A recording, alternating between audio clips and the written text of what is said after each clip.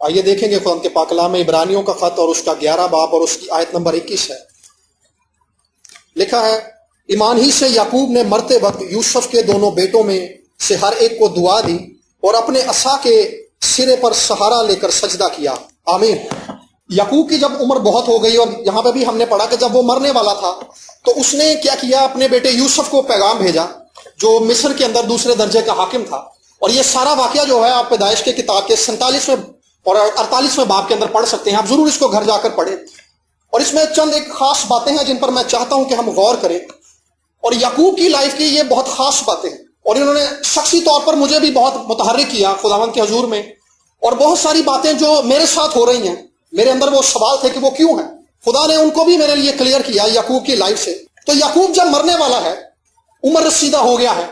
تو اس نے یوسف کے پاس پیغام بھیجا ہے کہ تو مجھے ملنے کو آ. یوسف اپنے بیٹوں کو لے کر اپنے باپ کے پاس ملنے کو آتا ہے. تو یعقوب کیا کرتا ہے، یوسف کے دونوں بیٹوں کو دعا دیتا ہے. اور وہ جب انہیں دعا دیتا ہے تو اس کے بعد لکھا کہ اس نے وہ جو دعا یوسف کے دونوں بیٹوں کو دی تھی وہ ایمان سے دعا دی تھی، کیونکہ یوسف کے یہ دونوں بیٹے جو تھے مصر کے اندر پیدا ہوئے تھے. اور یعقوب نے انہیں یہ دعا دی تھی کہ جب بنی اسرائیل ملک موعود کے اندر جائیں گے تو جو میراث بنی اسرائیل کو ملے گی، 12 قبیلوں کو ملے گی، اسی میراث کا جو حصہ ہے یوسف کے دونوں بیٹوں کو ملے گا. یعنی یعقوب یہ کہہ رہا ہے کہ یہ یوسف کے بیٹے نہیں ہیں، یہ آج سے میرے بیٹے ہیں.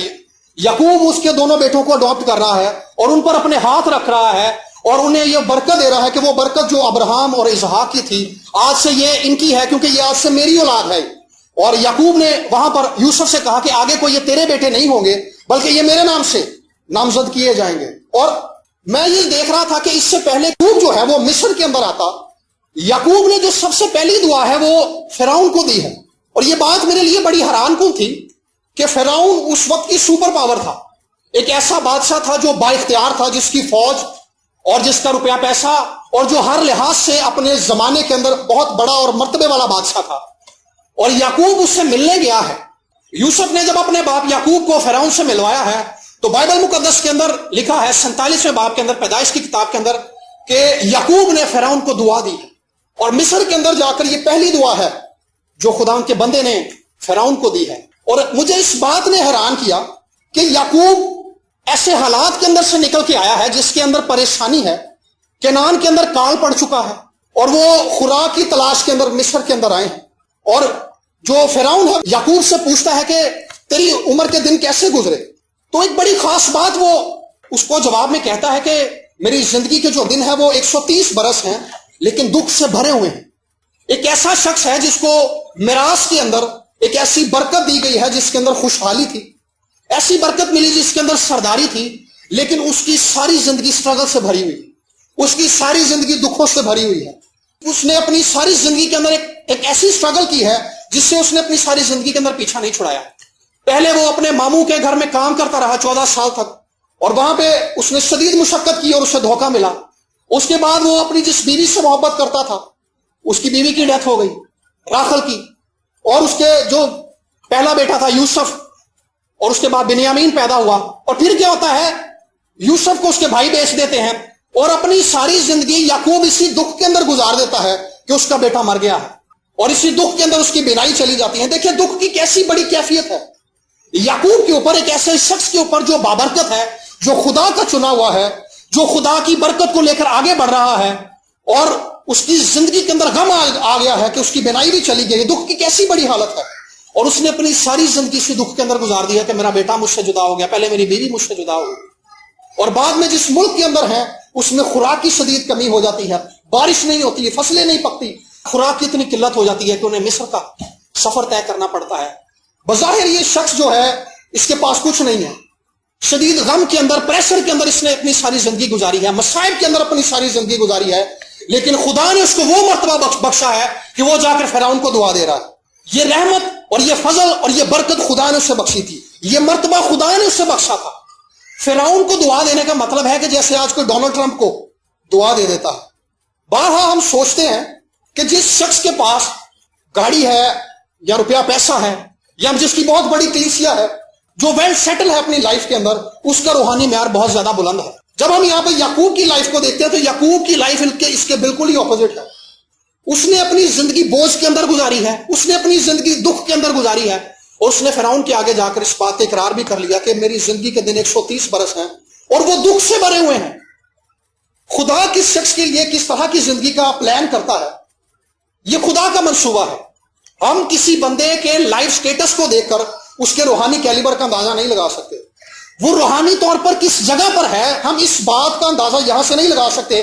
کہ اس کے پاس کتنی اچھی گاڑی ہے، اس کے پاس کتنی اچھی نوکری ہے، اس کے گھر میں خوراک کتنی زیادہ ہے، وہ اپنی لائف کے اندر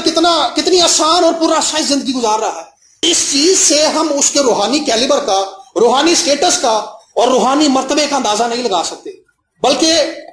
ہمیں اس شخص کی عزت کرنی ہے جو خدا کے ساتھ چلتا ہے۔ مجھے اس بات نے بڑا حیران کیا کہ ایک اعلیٰ فائز مرتبے پر فرعون موجود ہے، لیکن وہ یعقوب سے دعا لے رہا ہے۔ خدا نے کیا مرتبہ اس شخص کو بخشا، کیا عزت بخشی ہے اس کو۔ اس دور کے اندر اس دور کا سب سے طاقتور اور مضبوط بادشاہ جو ہے یعقوب جا کر اس کو دعا دے رہا ہے، اور وہ اس کی اپنی زندگی جو ہے اس کے بالکل اپوزٹ ہے۔ اپنی زندگی کے حالات اور اپنی زندگی کے تمام تر دن جو تھے اس کے دکھوں سے بھرے ہوئے۔ ہماری زندگی کے اندر دکھ ہے، اس کی مختلف کیفیتیں ہیں۔ دکھ کی ایک کیفیت جو ہے ہم پر فکر کی وجہ سے آ جاتی ہے۔ ہماری زندگی پر جب فکر بڑھ جاتی ہے، ہم بہت ساری چیزوں کا پریشر اپنے اوپر لے لیتے ہیں، بوجھ اپنے اوپر لے لیتے ہیں، تو اس کی وجہ سے ہم پر ایک غم کی کیفیت طاری ہو جاتی ہے۔ ہم بعض اوقات ایسی چیزوں کے بارے میں سوچتے ہیں جن کا تعلق ہمارے آج سے نہیں ہے، وہ باتیں آنے والے 10 سالوں میں 10 سالوں بعد پوری ہونی ہیں، یا 10 سالوں بعد ہماری زندگی میں آنے والی ہیں۔ ہم ابھی سے ان باتوں کے بارے میں سوچ کر پریشان ہو رہے ہیں کہ اس وقت کیسے حالات ہوں گے، اس وقت کیسے دن ہوں گے، یہ کام کیسے ہوں گے۔ 10 سال پہلے ان باتوں کے بارے میں سوچ کر ہم پریشان ہو رہے ہیں، ہم بوجھ کے اندر جا رہے ہیں، ہم فکروں کے اندر جا رہے ہیں، ہم مستقبل کی باتوں کے بارے میں سوچ رہے ہیں، جبکہ یسوع مسیح نے کہا تھا کہ کل کی فکر نہ کرو، کل کا دن اپنی فکر آپ کر لے گا۔ تو مستقبل کی جو فکر ہے وہ ہمیں دبا رہی ہے، اور اس بوجھ کی کیفیت نے ہمیں دکھ کے اندر مبتلا کر دیا، ہم اضطراب کی کیفیت کے اندر آ گئے ہیں، ہم ایک ایسے بوجھ کے تلے آ گئے ہیں کہ ہمیں لگتا ہے کہ آج کا دن گزارنا بھی ہمارے لیے مشکل ہو گیا۔ اور کئی بار ہمارے دکھ کی وجہ ہوتی ہے جو وہ ہمارا ماضی ہوتا ہے۔ ماضی کے اندر ہم نے شدید دکھ دیکھا ہوتا ہے، شدید پریشانی دیکھی ہوتی ہے، کرب دیکھا ہوتا ہے، یا ایسے واقعات ہماری زندگی کے اندر ہوئے ہوتے ہیں جن کے نشان ہماری زندگی کے اندر اور ہماری سوچوں کے اوپر ہمیشہ رہتے ہیں۔ اور جب بھی وہ واقعات اور وہ حالات ہمارے ذہن کے اندر آتے ہیں، یا رات کو سوتے ہوئے یا چلتے ہوئے،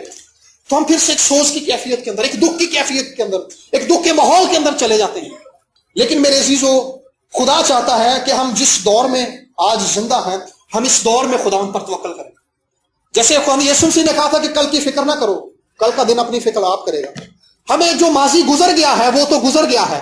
ہمارا مستقبل کیسے بہتر ہوگا اگر ہم آج خدا ان پر توکل کریں گے، تو ہمارا مستقبل بھی اچھا ہوگا۔ اور یعقوب نے جو ہے لکھا ہے کہ یوسف کے دونوں بیٹوں کو دعا دی ہے، اور ان باتوں کے بارے میں دعا دی ہے جو آنے والے دنوں میں رونما ہونے والی ہے۔ اس نے اس کو برکت دی ہے کہ یوسف کے دونوں بیٹے جو آج سے میرے بیٹے ہیں، اس کو اپنے بھائیوں کے ساتھ حصہ ملے۔ جب بنی اسرائیل کو ملک موعود کے اندر میراث ملے تو اس کو بھی ان کے ساتھ حصہ ملے۔ اصل میں یہ جو وہ دعا دے رہا ہے یہ دعا نہیں ہے، اس دعا کے اندر اختیار شامل ہے۔ وہ حکم جاری کر رہا ہے بنی اسرائیل کے اوپر کہ آنے والے دنوں کے اندر ایسا ہی ہوگا۔ روحانی عالم کے اندر وہ اس بات کو جاری کر رہا ہے، اس بات کا حکم جاری کر رہا ہے کہ یعقوب کے دونوں بیٹے منشی اور افرایم اپنے بھائیوں کے ساتھ، یعنی میرے 12 بیٹوں کے ساتھ میراث میں حصہ پائیں گے۔ دیکھیں اس شخص کا اختیار کیسا ہے جس نے اپنی ساری زندگی دکھ کے اندر گزاری ہے۔ بعض اوقات خدا ہمیں دکھوں میں سے اسی لیے لے کر جا رہا ہوتا ہے کیونکہ خدا ہمیں ایک بڑے پلان کے لیے تیار کر رہا ہوتا ہے۔ جس ریسلر نے بہت بڑا مقابلہ لڑنا ہوتا ہے اس کی تیاری بھی بہت سخت ہوتی ہے، اور جس بندے کی تیاری سخت ہوتی ہے اسے سخت کرب کے اندر سے گزرنا پڑتا ہے۔ بعض اوقات خدا ہمیں ایک بہت بڑے پلان کے لیے تیار کر رہا ہوتا ہے، اور اس پلان کے اندر سے تیار کرنے کے لیے خدا ہمیں مختلف طرح کے حالات سے گزارتا ہے، اور درجہ بدرجہ سٹیپ بائی سٹیپ ہمیں آگے لے کر جاتا ہے۔ ہم خدا کے پاس آ کر سوچتے ہیں کہ شاید ایک دن میں ہمارے حالات بدل جائیں گے، ایک دن میں ہمارے خاندان کی حالت بدل جائے گی۔ ایسا نہیں ہوتا، لیکن خدا جو ہے ہمیں سٹیپ بائی سٹیپ آگے لے کر بڑھتا ہے۔ کئی بار ہم سوچتے ہیں کہ ہماری زندگی کے دن جو ہیں وہ مسلسل دکھوں کے اندر گزر رہے ہیں، جیسے یعقوب کے اس نے کہا کہ میری ساری زندگی جو ہے دکھوں کے اندر گزری ہے۔ 130 سال اس نے دکھوں کے اندر گزار دیے ہیں۔ اس نے خدا پر فخر کیا ہے، اس نے خدا پر توکل کیا ہے، اور آج یعقوب جب فرعون کے سامنے کھڑا ہو گیا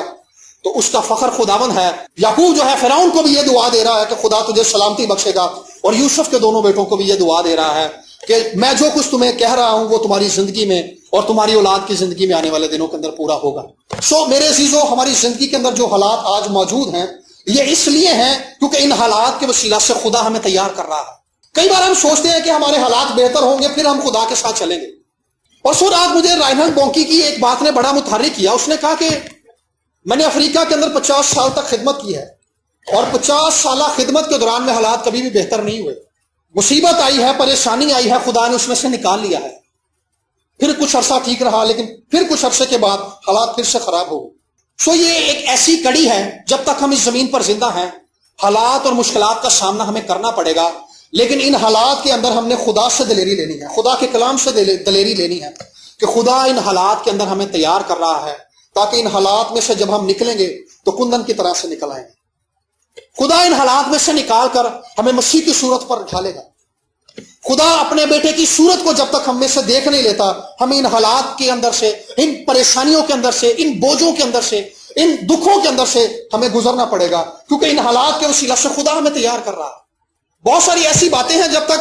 ہم ان دکھوں کے اندر سے نہیں گزرتے ہم وہ باتیں سیکھ نہیں پاتے، کیونکہ ہر شخص اپنے اندر بہت ساری باتوں پر اٹکا ہوا، اور ہم نے بہت ساری چیزوں کو ایسی کو تھاما ہوا ہے کہ جب ہمیں حالات کا رگڑا لگتا ہے تو پھر ہم خدا کے آگے جا کے عاجز ہوتے ہیں، اور خدا سے کہتے ہیں کہ خداوند میری زندگی کے اندر تیری مرضی پوری ہو۔ اور خدا اصل میں یہی چاہتا ہے کہ ہم اصل میں مسیحی زندگی میں ڈسٹریکٹ کب ہوتے ہیں؟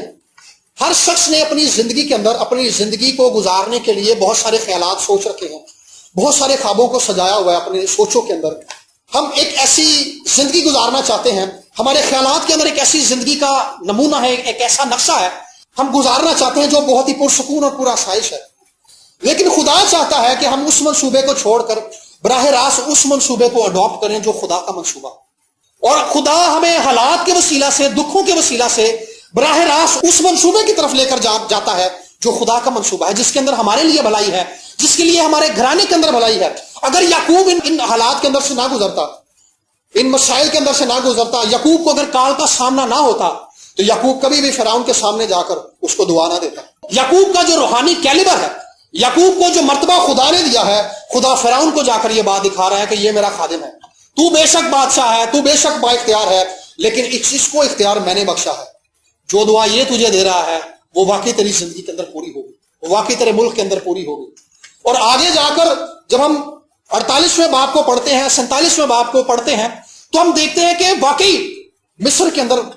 کس طرح سے برکت کام کرتی ہے۔ پوری دنیا کے اندر کال پڑا ہوا ہے، ارد گرد کے ملکوں کے اندر کال پڑا ہوا ہے، لیکن مصر کے اندر خوراک بھی ہے، اور فرعون کے پاس پیسے کی بھی کمی نہیں ہو رہی، اور فرعون کی دولت میں بھی اضافہ ہو رہا ہے۔ اس کی وجہ کیا ہے؟ اس کی وجہ یہ ہے کیونکہ اس کو یعقوب نے دعا دے دی، اور یعقوب جو ہے اپنے مرنے سے پہلے اپنے بیٹے یوسف کے دونوں بیٹوں کو بھی دعا دے رہا ہے، اور ایمان سے اسے یہ بات کہتا ہے کہ بیٹا وہ میراث جو میرے باپ دادا کی ہے وہ تمہیں ملے گی۔ اور میں اس بات کو سوچ رہا تھا کہ یوسف کے یہ جو دونوں بیٹے تھے یہ مصر کے اندر پیدا ہوئے تھے، اور یعقوب بڑے خاص پوائنٹ کے اوپر آ کر اپنی اولاد کو یہ برکت دے رہا ہے کہ جب اس کی اولاد جو ہے مصر کے اندر اقلیت کے اندر ہے، بہت تھوڑے ہیں وہ لوگ، اقلیت کے اندر ہیں وہ لوگ، لیکن یعقوب نے نہ صرف اپنے 12 بیٹوں کو دعا دی ہے بلکہ یوسف کے دونوں بیٹوں کو بھی دعا دی ہے، کیونکہ وہ جانتا ہے کہ میری اولاد جو ہے وہ تعداد میں کم ہے، وہ جب انہیں برکت دے گا تو یہ تعداد میں نہ صرف بڑھیں گے بلکہ یہ برکت کے اندر بڑھیں گے، یہ زور کے اندر بڑھیں گے، یہ اپنی جائیدادوں کو بنائیں گے، اور یہ ہر طرح کی خدا کی برکت کے اندر بڑھیں گے اور مصر کو بھی مغلوب کر لیں گے۔ آج میرے عزیزو ہم بھی اس ملک کے اندر اقلیت کے اندر ہیں، ہم بہت تھوڑے ہیں، اور ہم نے جو دعائیہ سلسلے کا آغاز کیا ہے اپنے ملک کے لیے، اپنے گھرانوں کے لیے اور اپنی زندگیوں کے لیے، اس کا فائدہ ہمیں ضرور ہوگا۔ جو دعائیں ہم آج کر رہے ہیں اس کا رزلٹ ہم کل دیکھیں گے۔ ہم ایمان سے یہ دعائیں اس لیے خدا کے حضور میں رکھ رہے ہیں کیونکہ ان دعاؤں کے وسیلہ سے خدا ہمارے گھرانوں کے اندر اور ہماری شخصی زندگی کے اندر اور ہماری کلیسیا کے اندر اور ہمارے ملک کے اندر بحالی کو لانے والا ہے۔ ہم ایمان سے اس بات کو جانتے ہیں۔ بے شک ہم تعداد میں تھوڑے ہیں، ہم اس بات کو سن کر ہراساں ہو جاتے ہیں کہ بھئی ہم تو اقلیت کے اندر ہیں، ہماری کون سنتا، لیکن خدا جو ہے اقلیت کو اکثریت میں بدلنے کی قدرت رکھتا ہے۔ کوریا کے اندر جب یونگچو نے خدمت کا آغاز کیا تو مسیحیت جو تھی وہ اقلیت کے اندر تھی، لیکن وہ شخص خدا کے حضور میں جھکا اور اس نے اسی قسم کی دعائیں شروع کی جس قسم کی دعاؤں کا آغاز ہم نے کیا، لیکن وہ کانسٹنٹلی مستقل طور پر ان دعاؤں کو خدا کے حضور میں اٹھاتے رہے۔ اور آج کوریا کے اندر مسیحیت جو ہے ان کا سب سے بڑا مذہب ہے۔ اس کی بنیاد جو تھی اسی طرح سے دعائیہ کمروں کے اندر رکھی گئی تھی، اور اس وقت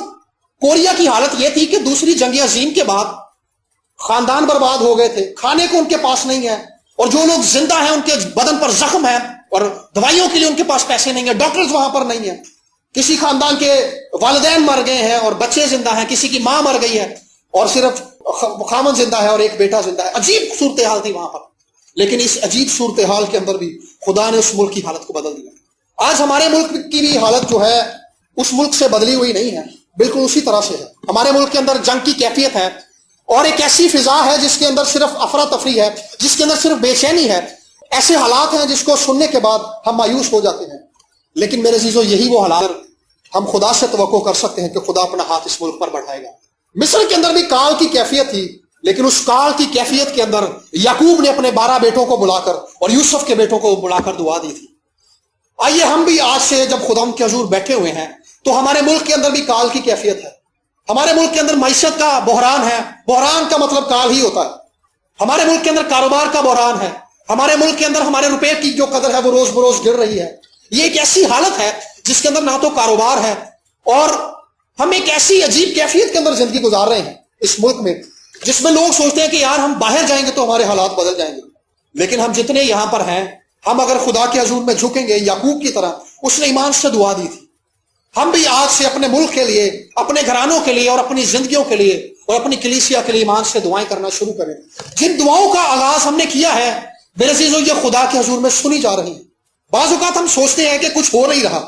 لیکن خدا دعاؤں کو سن رہا ہے۔ جن دعاؤں کا آغاز ہم نے کر دیا ہے، جیسے پاسٹر صاحب نے بتایا، پاسٹر شہزاد نے، کہ جو 15 نکات دعائیاں لکھے گئے تھے ان میں سے ایک بہن نے بتایا کہ 12 باتوں کا جواب آ چکا ہے، یہ آغاز ہو چکا ہے۔ بیداری کا آغاز خدا نے ہمارے گھرانوں کے اندر اور دعاؤں کا جواب دینے کا آغاز خدا نے ہمارے گھرانوں کے اندر کر دیا ہے۔ کسی جگہ پر یہ سلو ہے، کسی جگہ پر یہ بہت تیز ہے، لیکن ان ساری دعاؤں کا جواب آئے گا۔ آئے آج جب ہم خداوند کے حضور میں جھکے ہوئے ہیں تو اس ایمان کے ساتھ خداوند کے حضور میں جھکیں گے جس ایمان کے ساتھ یعقوب نے مرنے سے پہلے اس نے اپنے سارے خاندان کو جمع کیا اور اپنے بیٹے یوسف سے کہا کہ میرے پوتوں کو بھی لے کر آ، میں انہیں بھی برکت دوں گا۔ اس نے نہ صرف اپنے پوتوں کو اڈاپٹ کر لیا بلکہ انہیں ایمان سے دعا دی کہ آنے والے دنوں کے اندر تم اپنے بھائیوں کے ساتھ میراث پاؤ گے۔ آئیے ہم بھی ایمان سے دعاؤں کا آغاز کر چکے ہیں، پھر سے ایک بار اپنے سروں کو خداوند کے حضور میں جھکائیں گے اور ان باتوں کے لیے ہم ایمان رکھیں گے خداوند کے حضور میں، اور یقین کریں گے بے شک ہمیں کچھ محسوس نہیں ہو رہا یا ہو بھی رہا ہے، اور بہت ساری ایسی باتیں ہیں جن کا جواب خدا نے ہمیں دے دیا ہے، وہ اس بات کا پیش خیمہ ہے، اس بات کا اشارہ ہے کہ خدا آنے والے دنوں کے اندر اس کلیسیا کے اندر ایک بڑا اہم اور بڑا جلالی کام کرنے والا ہے، اور ہمارے گھرانوں کے اندر بھی ایک بڑا جلالی کام کرنے والا ہے۔ جن کاموں کا آغاز خدا نے کر دیا ہے، اصل میں یہ بارش کا وہ قطرہ ہے جو ایک بڑی برسات کی، ایک بڑے سیلاب کی نوید ہے۔ آئیے ان باتوں کے لیے خداوند کی شکر گزاری کریں کہ خدا نے ہمیں ایک بار پھر سے ہمارا رخ جو ہے دعا کی طرف کروایا ہے۔ ہم نے دیکھا کہ یعقوب نے کس طرح سے اپنے گھرانے کو جمع کیا اور اس نے دعا کی، کیونکہ وہ جانتا تھا کہ جس ملک کے اندر ہیں یہ وعدے کی سرزمین نہیں ہے، اور جب ہم وعدے کی سرزمین میں نہیں ہیں تو ہمیں خدا کے فضل کی ضرورت ہے، ہمیں ایمانداروں کی دعاؤں کی ضرورت ہے۔ میرے عزیزو، جس ملک میں ہم ہیں یہ وعدے کی سرزمین نہیں ہے، ہمیں اس ملک میں جینے کے لیے ایمانداروں کی دعاؤں کی ضرورت ہے، ہمیں بہن بھائیوں کی دعاؤں کی ضرورت ہے، ہمارے گھرانوں کو، ہماری زندگیوں کو اور ہمارے خاندانوں کو اور ہماری کلیسیاؤں کو اور ہمارے بچوں کو دعاؤں کی ضرورت ہے۔ جس طرح سے یعقوب نے مصر کے اندر اپنی اولاد کو جمع کر کے دعا دی، آئیے ہم بھی جب واضح کی سرزمین میں نہیں ہیں تو ہمیں بھی دعا کی ضرورت ہے۔ ہمارے ملک کی بھی حالت ویسی ہی ہے جیسی مصر کی حالت تھی۔ آئیے سنجیدگی کے ساتھ خداوند سے درخواست کرنا شروع کریں، اور جو دعائیں ہم نے کی ہیں ان کو ایمان کے ساتھ خداوند کے حضور میں رکھیں گے کہ خداوند ان کا جواب دے گا۔ Hallelujah, hallelujah. جو دعائیں ہم خداوند کے حضور رکھ چکے ہیں، جو شخصی طور پر ہمارے دل کے اندر ہیں، آئیے انہیں بھی خداوند کے حضور میں رکھیں۔ ملکی دعاؤں کو ہم نے خدا کے حضور میں اٹھایا ہے، کیونکہ ہم دعاؤں کے بغیر خداوند کے حضور آگے نہیں بڑھ سکتے۔ میں نے پہلے بتایا کہ یہ وعدے کی سرزمین نہیں ہے، اور اس سرزمین پر رہنے کے لیے ہمیں خداوند کا زور چاہیے، اور وہ دعاؤں سے ملے گا، وہ ایمان سے ملے گا۔ میں گزارش کروں گا پاسٹر شہزاد سے کہ وہ سامنے آئیں۔